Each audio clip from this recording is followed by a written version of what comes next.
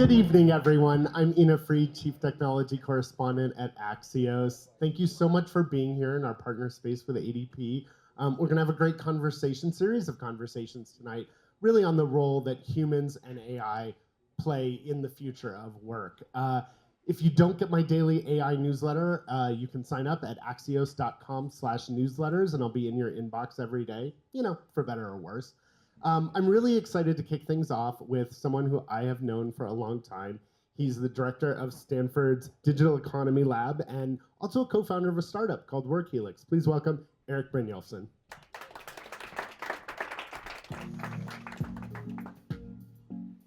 Erik, we started talking about how AI is going to change jobs several years ago, and you had this idea. A long time ago. The second machine age was 2014. All right, a few years ago. Anyway, and you had this notion that before it replaced any sort of job, it was going to replace different tasks, and you've actually carried that work through for a long time. Where are we now in terms of AI replacing tasks? It seems to me that even if it's still only replacing tasks, it's replacing jobs in the sense that a lot of companies are not hiring as much, they're not hiring as many younger workers, and they also are reducing staff in some of the areas where those tasks are being replaced by AI. But give us a sense of where are the jobs right now? How has AI impacted hiring at all levels? Sure, that's a huge question, and you're right. A great way to get at it is to think of every job as a bundle of tasks. You can get much more headway. And I did a paper with Tom Mitchell back in 2017 where we looked at how machine learning could affect individual tasks. And then there's this great paper done by Daniel Rock, one of my co-founders at WorkHelix, and some folks at OpenAI, where they looked at how generative AI could affect different tasks. And that turned out to be really useful for us understanding which jobs are being affected. There's a lot of churn in the market, and you actually don't see that much evidence of AI affecting the aggregate numbers. Unemployment is not too bad. Employment is sort of flat a little bit. But if you get more fine-grained data, and we've been very lucky to get some data with ADP, that allowed us to look at it in a much more detailed way. And when you slice it by different subgroups, like these jobs that have a lot of tasks that are affected by AI, you start seeing much bigger effects. So I can give you just 3 or 4 headlines from that study. We looked at ADP's world's largest payroll processor. We're going to hear more from Maria and Neela in a minute here. And we were able to look at hundreds of occupations, 950 occupations, and rank them using that framework earlier about which tasks are more affected by those that are most exposed and those that are least exposed. So the most exposed are ones I'm sure people have probably heard by now, software engineering, call centers, parts of sales and marketing. And those jobs, we started seeing a significant decline, specifically for people in the age 22 to 26 years old, about a 13% decline when we wrote the paper a few months ago. We just did an update. ADP gives us new data every month. Now it's about 16%, so the effect is growing. It's also worth noting, though, that the more senior workers did not see much of a decline. There's more in the junior workers.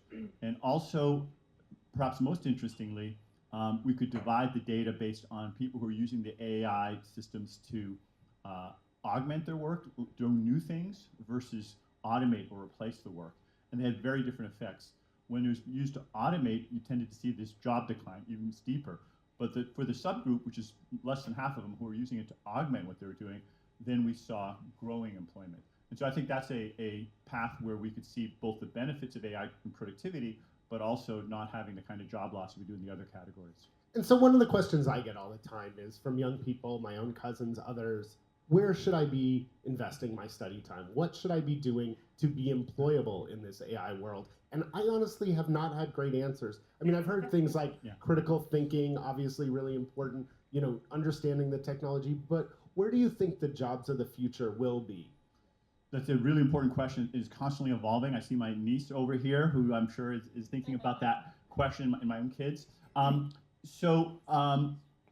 It's tough to name particular occupations because they're changing some more, but I can describe some categories. First off, from the data earlier, using AI to augment rather than to replace. So be one of the people who's using AI as a power tool. So whichever occupation you're in, whether you're doing art history or coding or economics, be somebody who's on the leading edge of using it to do better.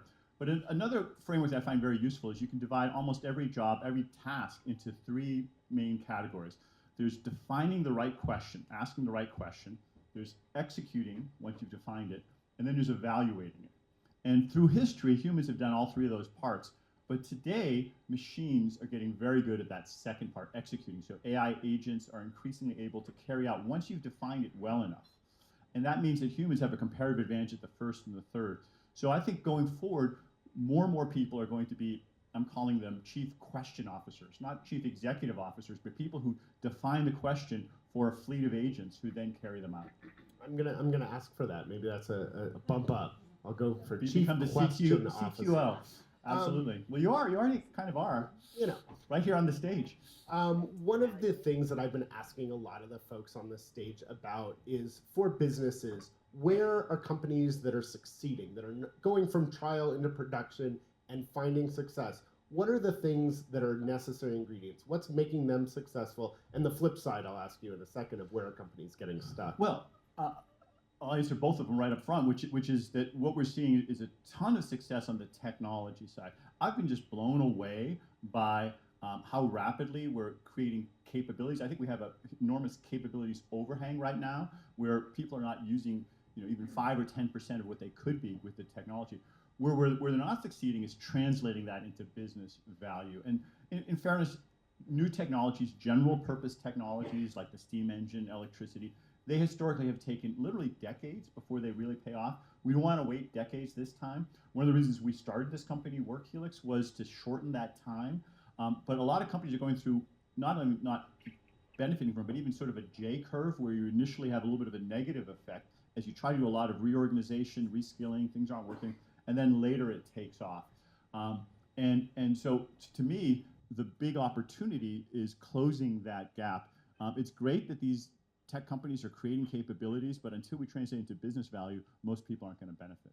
And the other thing I've noticed that is particularly hard about this tech revolution, as opposed to some of the past ones that I've covered, is, in the past you had one kind of big tech leap and then a number of years for business to adapt. Right. The internet, the protocols were not changing very fast. It was just, right. It took that long to build human processes around it. With AI, you have the initial set of capabilities that we got a couple of years ago. Companies are trying to adjust to that, even as the underlying technology is moving as faster than anything I've covered. How do you advise companies to deal with the fact that technology is producing at such an incredible rate?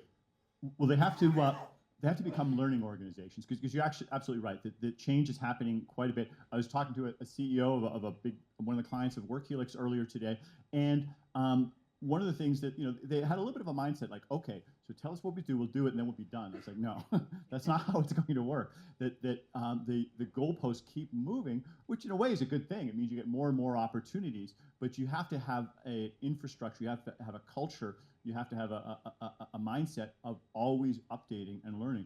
So what we're trying to do for them is create ways to measure take that task-based approach, which tasks they are going to be getting the most value from. And when we first did it, we used our own framework where we had this rubric of where AI can help the most versus less, and that was very helpful. And now what we've discovered is that when we look at their own employees, there's kind of a power law of a few super users who are really already in their company using the technology very effectively. It's only usually like 1 or 2%. And then there's this long tail of people who aren't really using most of the capabilities.